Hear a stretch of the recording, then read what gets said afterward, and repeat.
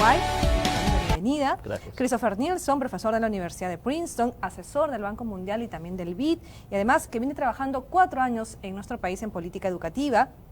Y Osvaldo Molina, él es de la casa, director de la Maestría de Economía de la Universidad del Pacífico, a quienes le damos la bienvenida. Muchísimas gracias. Vamos a hablar, por cierto, más adelante sobre este proyecto que vienen trabajando aquí en el país y que también ya se está trabajando con el Minedu. Pero antes yo quisiera que nos cuentes, Osvaldo, ciertas cifras que pueden de repente escandalizar un poco a los que nos están viendo. ¿Cómo estamos en el Perú en el tema de deserción escolar? Es una muy buena pregunta. Yo creo que si bien se ha ampliado muchísimo la matrícula de la educación y la gente tiene esa idea, todavía la deserción escolar sigue siendo un problema muy importante. Para hacernos una idea, alrededor de 178.000 niños desertan cada año de la escuela. Eso es muchísimo, ¿no? Entonces, para que te hagas una idea, cerca de, no sé, 12% hacia los 13 años no termina la primaria, ¿no? Entonces, esos son números muy preocupantes. Y unido a la deserción escolar está todavía, pero también está también el problema del trabajo infantil, ¿no? Está muy arraigado en nuestra sociedad. Hay muchos niños que tienen que dejar la escuela y trabajar. Alrededor de entre 5 y 13 años son como 900.000 niños que trabajan de acuerdo con la ETI, que es la última encuesta del Ministerio de Trabajo del 2015. Entonces, esos son números alarmantes, claro, ¿no? Chris, ¿cuáles son las principales causas por las que estos niños dejan el colegio, deciden trabajar? ¿Cuáles son las principales causas que hemos encontrado en el proyecto? Bueno, en realidad, de alguna manera, hay muchas razones que llevan a que algunos alumnos se salgan de la educación, del sistema de educación. Y nosotros, la verdad que estábamos trabajando aquí, uno en particular que tiene que ver con qué tan informados son los alumnos sobre las posibilidades que tienen futuras de obtener becas, crédito para poder seguir estudiando, y también sobre los retornos que tiene seguir estudiando y trabajar en empleo más remunerado. Y eso es una de las razones que pensamos y que en el estudio nuestro mostramos que es efectivo, pero hay varias otras que tienen que ver con la calidad de la oferta, cómo financiarlo, el acceso y también la percepción que tiene la sociedad y su familia y su entorno sobre esas opciones. Nosotros creemos que estamos empujando un poco soluciones en algunas de estas, que en particular son más factibles desde el punto de vista presupuestario, son bastante baratas las intervenciones que estamos estudiando nosotros, que tienen que ver con información. Permíteme que solo para complementar un poquito lo que dice Chris, ¿no? Es bien importante lo que él dice en el sentido de cuán importante es la información. Lo que termina pasando es que para uno tomar decisiones educativas uno necesita información, y el gran problema que tienen los niños, sobre todo los niños pobres, es que tienen mala información, porque sus padres no han ido a estudiar a la universidad, su entorno nadie ha estudiado. Y si tú tuvieses a alguien en tu barrio que, por ejemplo, es profesional, pero es un barrio pobre, es probablemente porque le fue mal. Entonces, literalmente, lo que ellos observan, los modelos que ellos observan, son justamente los casos no tan buenos, los negativos. Y eso empeora la situación. Es bastante complicado, ¿no? Cuando un niño tiene refuerzos a su alrededor de sus papás que no han estudiado una carrera, no terminó el colegio, o de repente lo contrario, de repente un chico que sí terminó el colegio, pero que igual no pudo conseguir un trabajo. Es muy complicado para un niño en esa situación ver un panorama o ver más allá y decir, bueno, si ya él estudió y no le pasó nada, no logró un trabajo, sigue trabajando como taxista o no tiene un trabajo superior, ¿yo para qué voy a estudiar, no, Chris? Claro, yo creo que encima, eso es muy cierto, pero además encima de eso está, ponte tú que hay un subgrupo de las personas que cree que seguir estudiando sí es importante, pero no tiene información sobre cómo hacerlo o qué tipo. Entonces también puede ser que ellos hagan un tremendo esfuerzo, logren finalmente tener algún título profesional, pero quizás en una área donde no hay empleo, que si tú tuvieras un amigo o algún tío o alguien que sí es profesional, te podría decir, mira, no está tan buena la cosa en esa área, pero si nadie más sabe alrededor, con las mejores intenciones uno puede hacer un tremendo esfuerzo y pagar una matrícula de los ahorros, etcétera, y después encontrarse que no tiene mucho retorno, y eso refuerza esta idea de que no hay un retorno muy alto. Y en ese panorama, digamos, que sale el proyecto Decidiendo por un Futuro Mejor. Cuéntame, Juan Manuel, ¿qué los motivó a este proyecto? ¿Cómo nace el proyecto? Claro, y aquí me gusta hacer un paralelismo, porque estamos hablando de mala información para malas decisiones, y justo este proyecto surge de ese marco en el sentido de que no queremos que la política pública se hagan malas decisiones por mala información. Queremos generar evidencia que nos permita tomar decisiones para garantizar que el gasto público y la política pública es efectiva. En ese sentido, desde las organizaciones y las universidades que trabajamos en este proyecto, consideramos que para hacer buena política tenemos que innovar y experimentar. Entonces este proyecto surge de una idea de una prioridad de política que no estaba siendo atendida y de la colaboración de académicos que están en la frontera del conocimiento, que pueden traer nuevas ideas de cómo abordar esta problemática y testearla a modo de piloto con la evidencia que se genera por las evaluaciones de impacto que acompañaron la intervención, el gobierno pueda tomar decisiones. Y ahora ya los investigadores van a detallar un poquito más esto, pero hay buenas noticias y por lo tanto podemos tomar buenas decisiones. Buenísimo. ¿En qué consiste, Chris, exactamente el proyecto Decidiendo para un Futuro Mejor? ¿Cuáles son sus objetivos, sus estrategias? Claro, bueno, este proyecto, la idea era recoger evidencia internacional que había sobre información, cómo la información de alguna manera podía cambiar las decisiones de educación de los alumnos, en particular que siguieran estudiando y que eligieran mejores carreras y entonces de alguna manera recoger eso y buscar una forma de implementarlo en el país que fuera factible para que el gobierno lo pudiera hacer y poder ir piloteando y evaluando eso. El detalle es que nosotros hacemos un trabajo de recabar información estadística, un trabajo de análisis de datos que junta todos esos datos y genera estadísticas relevantes para los alumnos. Después, por el otro lado, está la forma de entregar la información de manera que sea digerible para los alumnos, y eso se hace a través de videos que se muestran en las clases. Y para hacer eso, el proyecto en particular implicó una evaluación de impacto, donde se evaluó haciendo esa intervención, pero en un subconjunto aleatorio de escuelas del país. Y se comparó los resultados de cómo les fue a esos niños, las decisiones que tomaron, con las decisiones que tomaron los niños que no habían tenido esa misma exposición a esa información. Y ahí pudimos constatar resultados positivos sobre las decisiones de deserción y los resultados académicos, como en los puntajes en la prueba S. Hay resultados ya, Osvaldo, del proyecto. Sí, tenemos resultados, estamos muy contentos. En los resultados preliminares que hoy tenemos encontramos que hemos logrado reducir la deserción escolar de manera importante. También hemos logrado reducir el trabajo infantil, sobre todo en niñas de zonas urbanas, lo cual también es bastante importante, e incluso tenemos resultados de mejoras en los exámenes censales, en la S. Entonces, todo eso son estamos muy contentos con eso.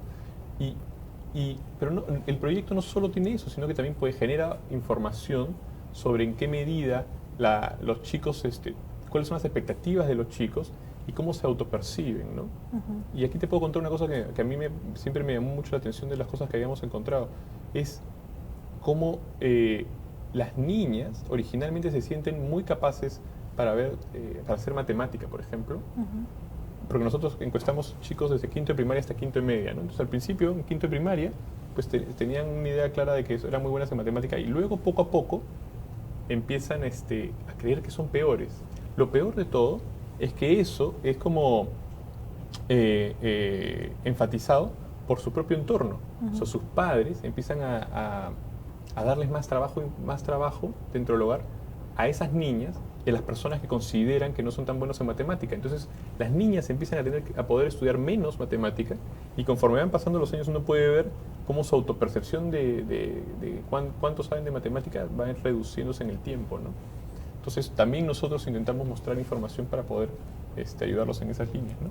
Claro, en esa misma, también sumando eso, de alguna manera pensamos que hay un proceso donde uno está en algún momento de su vida, es un proceso de un montón de decisiones que uno tomó en el pasado. Y algunas de esas decisiones te ponen en un camino que es difícil retroceder.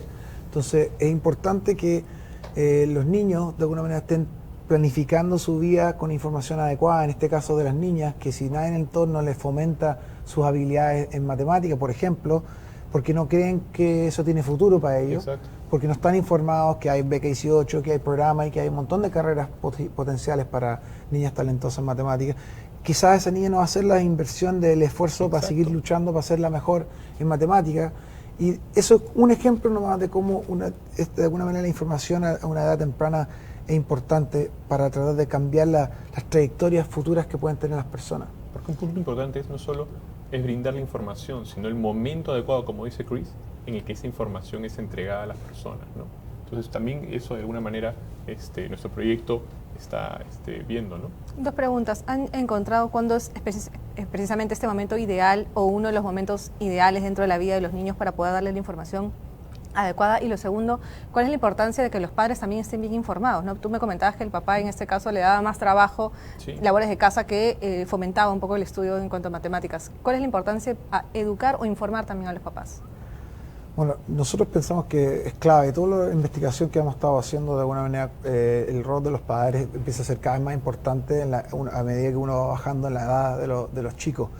Pero una limitante que teníamos en nuestro estudio es que queríamos de alguna manera balancear qué era factible para que el Estado hiciera a bajo costo, en este caso que pudiéramos alcanzar la mayor cantidad de niños posible, y eso nos limitaba la posibilidad, porque no hay un mecanismo fácil para llegar a todos los padres en este minuto.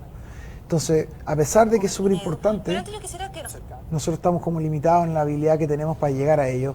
Y entonces nosotros en el estudio constatamos lo importante que es, pero no es parte de la política, la versión de política pública, y eso está de alguna manera en la lista de cosas que hay que mejorar. Y es un interés del Ministerio de Educación ahora, es tratar de comunicarse más con los padres, de manera de poder hacer entrega de información y también hacer otras cosas también. Y ahí hay un punto interesante, ¿no? Que fuera del conocimiento científico que se está generando, ese conocimiento científico empuja los límites de la política, ¿no? Entonces ahí Chris está indicando que hay un potencial de mejora donde el Ministerio todavía no está llegando, y el Ministerio tiene que hacer esfuerzos para desarrollar logísticas y operatividad que permita llegar a esa promesa de mejora, ¿no? Y eso también es interesante, este estudio, ¿no? Que motiva un cambio, motiva una mejora a los mismos funcionarios, ¿no?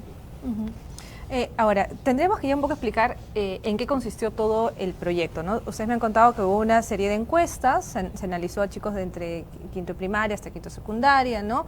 Cuáles eran qué es lo que pensaban, cuáles eran sus objetivos, qué es lo que querían en un futuro, y decidieron hacer una serie de audiovisuales. ¿Quién me puede contar un poco en qué consistió ya esta información que se le entregó a los chicos? Bueno, yo puedo darle. Yo creo que nosotros de alguna manera queríamos entregar la información estadística concreta, o sea, datos concretos que existen en la economía, que quizás no son de fácil alcance para un niño, pero lo queríamos hacer de una manera que lo puedan entender y que sea atractivo, claro. Entonces, la primera eran, retornos, o sea, cuánto ganan las personas en el mercado laboral hoy día con distintos niveles de educación. Y el punto de eso es mostrarle el orden de magnitud, las diferencias. La gente se imagina, yo sé que es mejor seguir estudiando que no, pero cuando ven el orden de magnitud, la diferencia, que es 3 veces más, claro, la gente se impacta. Después, el segundo tipo de estadística es cuánto ganan las personas con distintas especialidades, las personas que han estudiado y se han perfeccionado en distintas áreas de estudio. Eso también es información relevante porque la gente no entiende la heterogeneidad que hay. Algunas que no, la especialidad es que la gente le puede gustar estudiar eso y puede ser feliz estudiando eso, pero en el mercado laboral no es muy demandado, entonces se remunera muy bajo, y otras que se paga mucho. Y de alguna manera eso es importante porque las cosas que puede ser que se estén muy en demanda, pues son nuevas y no hay mucha gente, la gente tiene que saber eso para que más gente se perfeccione en eso. Y lo otro es que hay algunas cosas que nadie quiere hacer, como soldar bajo el agua. Nadie se imagina ir a soldar bajo el agua, ¿qué es eso? Pero eso se remunera muy alto y no hay mucha gente que lo pueda hacer. Y si yo supiera eso, yo era un juego, quizás aprendo a soldar, aprendo a bucear, ahora me pagan el triple. Entonces ese tipo de datos potencialmente útil para personas que si no conozco a alguien que haga ese tipo de trabajo, nunca se me va a ocurrir hacer eso. Así que nosotros, esos son los datos, y la visualización se trabajó harto de hacerlo atractivo usando infográficas y visualizaciones modernas, atractivas. También hicimos un app que es interactivo, que de alguna manera las personas pueden interactuar, decir un número y te devuelve otro número, y uno ir interactuando para que sea atractivo para los jóvenes. Y un punto adicional es, tú nos preguntabas sobre por qué es importante entregar la información con anticipación, ¿no? Y acá hay una cosa que no sé si la gente lo percibe necesariamente, pero como decía Chris en un momento, para yo poder tomar una decisión hoy día, he tenido que tomar varias decisiones anteriormente. Por ejemplo, si yo estoy en quinto de secundaria y quiero estudiar ingeniería, para ser capaz de poder estudiar ingeniería en quinto de secundaria es porque yo probablemente le dediqué una cantidad importante de horas a capacitarme a estudiar matemáticas, y eso lo hice en primero, segundo, tercero, cuarto, quinto y media. Es más, las propias posibilidades de becas que existen del gobierno te piden un mínimo de notas. Si tú te enteras de la beca, es una cosa que nosotros también encontramos, los chicos no saben de las becas. Entonces, si tú te enteras de la beca en quinto y media, ya los prerequisitos ya no los puedes cumplir, porque te piden desde tercero y secundaria ciertas calificaciones que ya no puedes lograr tener.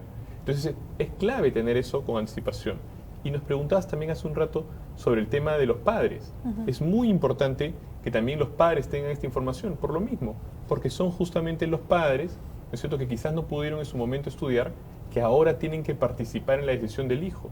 Y nosotros también tenemos evidencia de que cuando nosotros mostramos los videos a los chicos y tenemos impactos positivos, pero cuando además podemos ir a las casas y mostrar a los padres, como también lo hicimos en algún momento, ese impacto es incluso mayor.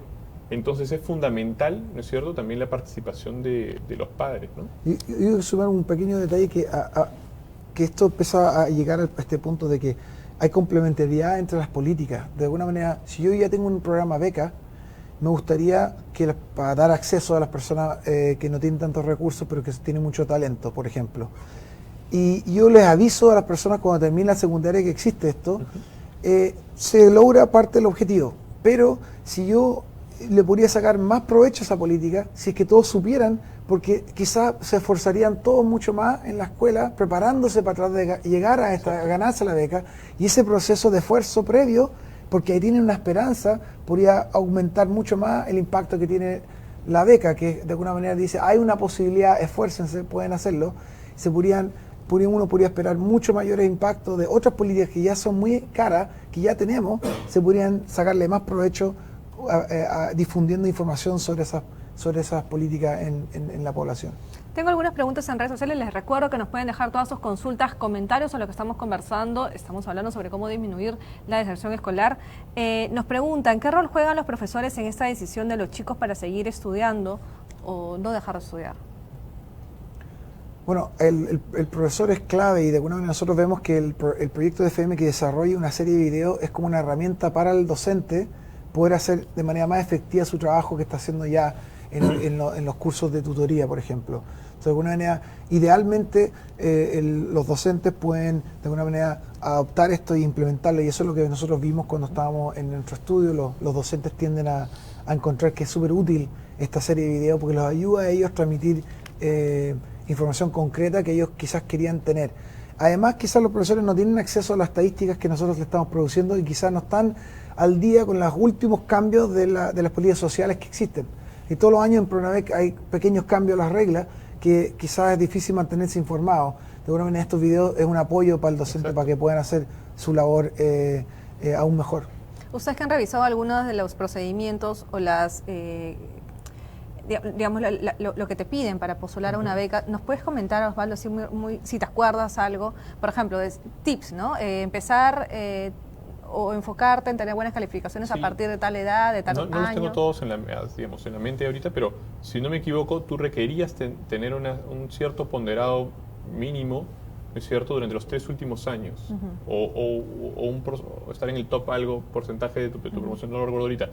Pero mi punto concreto es que implica un trabajo previo, ¿no es cierto? Para ponerlo para que te hagas una idea, si tú tienes que estar en el top 20%, digamos, de tu salón en tercero y media, significa que ya te esforzaste también en segundo y media, porque nadie llega y amanece un día en tercero y secundaria a ser súper hábil. Yo creo que la clave aquí también es que, o sea, dado eso, la clave que, como tú preguntas, ¿qué cosas específicas, tips que se pueden dar? Y el mejor tip es que las personas se den cuenta que es fundamental ir planificando, entonces que tienen que meterse a verificar en la página de Pronavec cuál es el proceso de este año. Exacto. Y no depender de la información de los amigos o dejarlo para más adelante. Planifícate hoy, lo que sea la edad que tienes, cuál es tu plan hoy para lo que vas a hacer en el futuro, averigua esa información y actualízate, porque es tan importante esta decisión. Si te gana una beca que te está pagando toda la universidad, o sea, es mucho dinero, y de alguna manera te puede afectar el resto de tu trayectoria de tu vida. Entonces, no dejes para mañana averiguar esto y hacer tu plan. Para hoy día, haz un plan, convérsalo con tu pares, y etcétera, pero infórmate, porque los detalles importan en este caso. Y la idea, perdóname, es a través de estos videos, como generar, si es posible, una especie de lista de cosas por hacer, ¿no es cierto? Como un checklist de los niños que deberían tener desde temprano, como para que puedan hacer lo que dice Chris, ¿no? Yo estoy en segundo y media, pero yo sé que para poder acceder a esta beca tengo que hacer A, B, C, D, y esas son algunas informaciones que nosotros brindamos también en los videos. También es cierto que la forma que está evolucionando la ayuda social en Perú, se está haciendo esfuerzos para mejorar, pero eso implica que también hay mucho cambio de las reglas, todos los años está cambiando un poco, y que es algo que ojalá se pueda estabilizar eventualmente, como que estas reglas son las reglas y sean claras para que sí sea más fácil para que los alumnos puedan entender qué hacer. De alguna manera se ha ido cambiando porque por ejemplo, beca 18 es algo relativamente nuevo, entonces el presupuesto cambia año a año, entonces ese tipo de cosas, en la medida que los paseadores de política también se dan cuenta de lo importante que son estos problemas de información, también lo pueden tomar en cuenta y que no vayan, que también eso trate de darle estabilidad a las políticas sociales y que inviertan más en la comunicación de lo que esperan que la población haga. No, yo creo que ahí es algo que también, como hablábamos antes, que de alguna manera van aprendiendo de que no solo esta política en particular, que dicen, oye, por aquí podríamos mejorar. Si es tan importante que la gente sepa de beca, quizá deberíamos fomentar más la difusión de información y quizás no estamos haciendo un esfuerzo suficiente ahí. Eso, y tenemos por un lado el tema de la información, los videos, hablar con los chicos. ¿Cómo llega o cómo participa ahora Minedulab o el Minedu ya para poder difundir toda esa información y todo el esfuerzo que se ha hecho de investigación? Exacto. Entonces, yo como veo esta colaboración es que los investigadores, nuestras instituciones son como la punta de lanza de la innovación de la política pública educativa, ¿no? Allí donde el Ministerio capaz no puede tomar riesgos de inversión todavía porque no estamos seguros y tiene responsabilidad con su presupuesto público, ahí podemos entrar nosotros a innovar, ¿no? A empujar la frontera.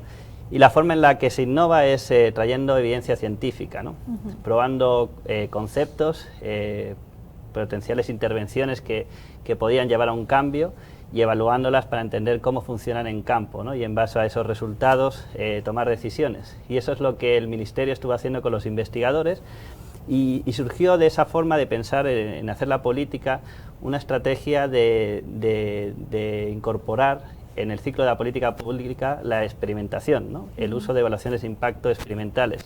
Y eso es lo que se llamó Minedulab. Minedulab es un equipo que está inserto dentro del Ministerio de Educación que de forma sistemática identifica cuellos de botellas, tanto en la gestión como en los resultados educativos, y vincula esos cuellos de botella con investigadores que, como te comentaba, pues ellos están en la frontera del conocimiento, saben lo que se está haciendo en otros países, saben lo que se ha probado, lo que no funcionó, y asesoran al Ministerio en cómo poder abordar esas problemáticas, o incluso ven más allá, ¿no? Entonces, probemos esta hipótesis que capaz no ha sido probada en ningún sitio, pero intentémoslo, ¿no? Y ahí empujamos la frontera de lo que se cree que es posible, ¿no? En ese proceso, Minedulab vincula, crea los equipos y implementa estas innovaciones a nivel de piloto, las evalúa y en base a los resultados las direcciones que son involucradas en el proceso y las direcciones asesoras como la Secretaría de Planificación Estratégica que controla el presupuesto pueden tomar decisiones y decir, bueno, parece que hasta aquí podemos llegar con lo que hace el Minedu ahora, vamos a invertir en esa dirección porque esta evidencia nos dice que por ahí es el camino y ahí donde no podemos llegar todavía vamos a ir, ¿no? De aquí 2 o 3 años, ¿no? ¿Y cuáles son los siguientes pasos? Los siguientes pasos es seguir trabajando con el Ministerio, seguir vinculando a investigadores, seguir identificando oportunidades de innovación y mejorar la política pública del Perú. Un punto que es importante de lo que dice Juan Manuel es, normalmente, desafortunadamente por el tema de los ciclos políticos, muchas de las políticas públicas que se toman en el Perú siguen, digamos, la ruta inversa, es decir, un día, ¿no es cierto?, se decide por una decisión quizás hasta unilateral algunas políticas que además tienen consecuencias presupuestarias muy importantes y algunas veces, algunas de esas políticas se terminan evaluando, ¿no? Un poco lo que estamos haciendo, el esfuerzo que está haciendo Minedulab con IPA, digamos, con investigadores como Chris y otros, es estamos intentando invertir ese círculo, ¿no es cierto? Y vamos primero, ¿no es cierto?, con ideas innovadoras, veamos, generemos evidencia y luego escalémosla, ¿no? Y la buena noticia es que, dado los resultados positivos que hemos encontrado de este proyecto, ahora los videos de este proyecto de DFM ya forman parte de las horas de tutoría de los colegios de jornada escolar completa en todo el país. Y ya son un material que pueden utilizar los profesores para poder explicar todos estos conceptos a sus alumnos, ¿no? Y hay un resultado adicional que también es interesante, ya se sale del marco del Ministerio de Educación, es que esta forma de hacer política, esta colaboración con académicos, se está replicando fuera del Ministerio. Entonces, el Ministerio de Desarrollo e Inclusión Social creó su laboratorio también, que se llama AINILab. Todavía está en proceso de fomentar las innovaciones, pero ahí está, ¿no? Es una señal de que en la política pública peruana se aprecia este modelo de innovación. No, y creo que además, más allá, algunos casos, algunas políticas no se pueden experimentar por la naturaleza de la política, pero la forma de pensar, el problema, la problemática, como la estamos describiendo ahora, te lleva por último a planificar cómo vas a evaluar el impacto de esta política después. Quizás no la puedo hacer antes, o quizás la forma que la pensamos no se puede hacer, pero ir pensando en evidencia para ir haciendo política pública, creo que es algo que está agarrando terreno con este tipo de proyectos. Tengo una pregunta más de redes sociales. Cris Ramírez nos dice, la currícula escolar es determinante en la deserción escolar de los estudiantes de últimos años. De ser así, ¿cómo debería ser una currícula que ayude a disminuir la deserción escolar? Complicada pregunta. A ver...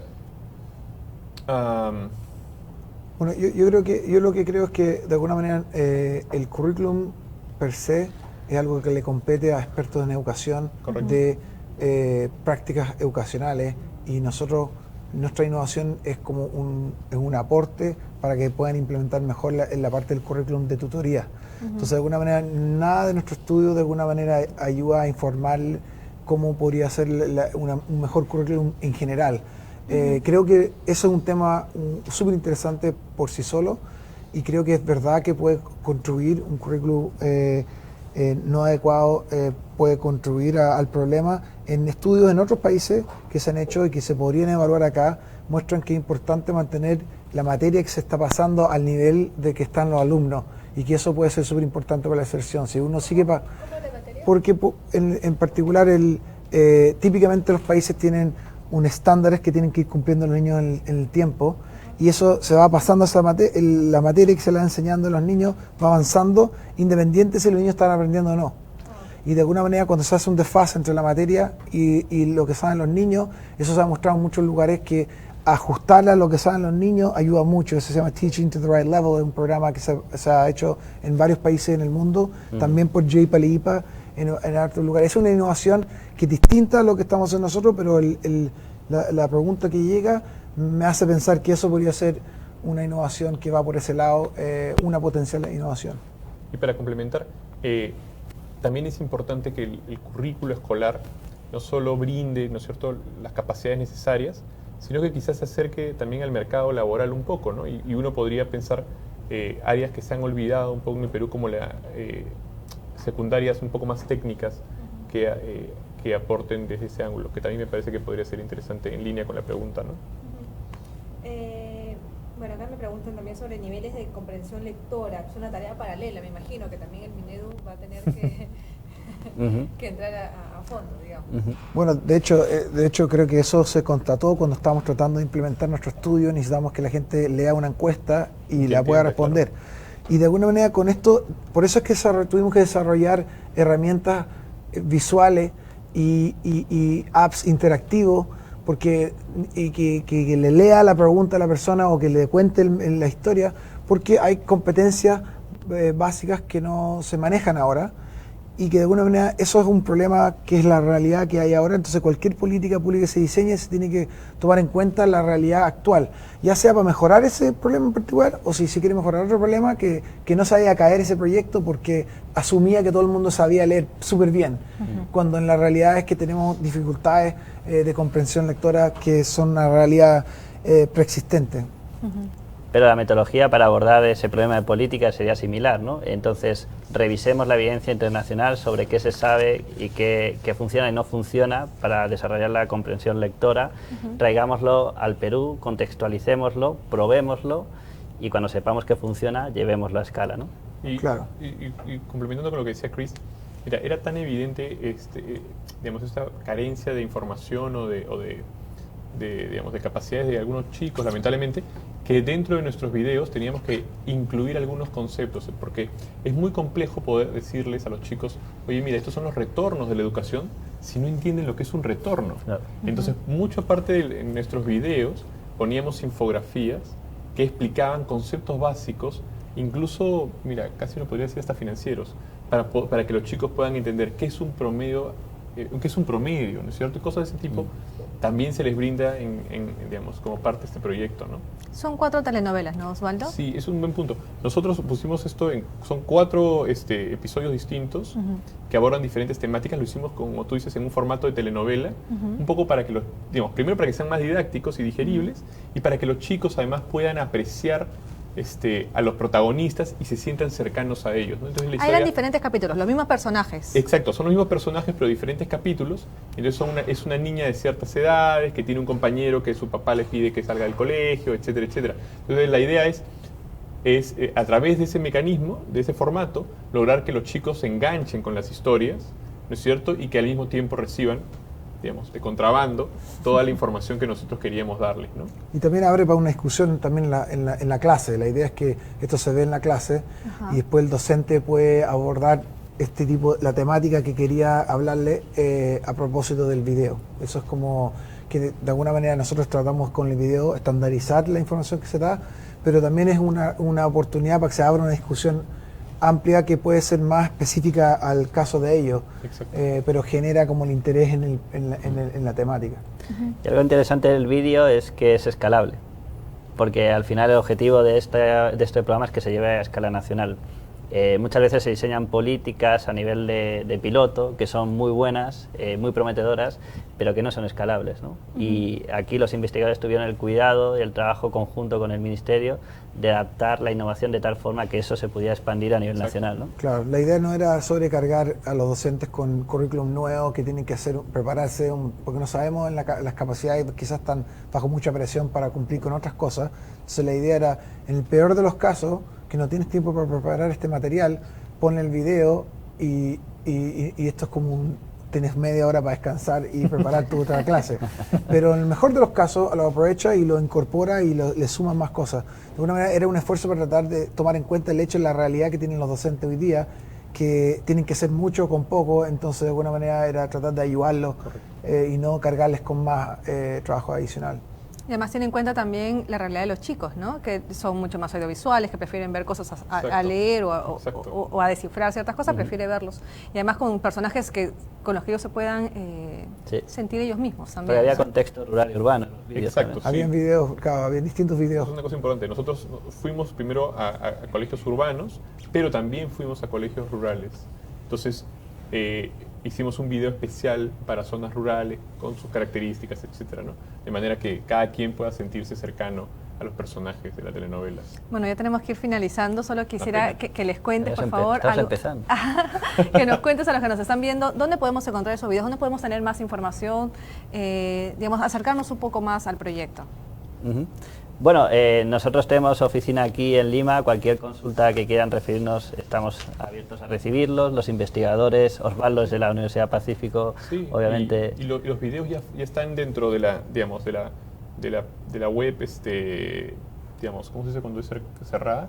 Que pueden utilizar, todos los profesores pueden acercarse a esos videos y utilizarlos, ¿no? Entonces en realidad, eso es lo bonito de ese proyecto, como lo hicimos conjuntamente con el Minedu. O sea, nosotros participamos en su generación, pero hoy día le pertenecen al Ministerio y por tanto al Perú. Y esperemos, lo único que faltaría sería llegar a colegios. Al resto, o sea, digamos, ahorita están en los de jornada escolar completa, que son los que tienen más tiempo y tutoría. Junto con los videos, esto ya forma parte de toda la parte toda la sección de tutoría donde hablan sobre su futuro y hay actividades específicas al respecto. Y quedaría pendiente en el resto de colegios con otro formato, ¿no? Que no es de jornada escolar completa. Muy bien, muchísimas No gracias. entendí qué significa eso, pero ok. Les agradezco muchísimo a ustedes por haber venido, por habernos Gracias a explicado ti, y por María. haber podido responder las preguntas también de los que nos están viendo. Hemos estado con Juan Manuel Hernández, director de Innovation for Poverty Action para Perú, Bolivia y Paraguay, con Christopher Nielsen, profesor de la Universidad de Princeton, y con Osvaldo Molina, director de la Maestría de Economía de la Universidad del Pacífico. Muchas gracias. Gracias a ti. Nos reencontramos en una próxima edición de Mesa UP. Muy buenas tardes.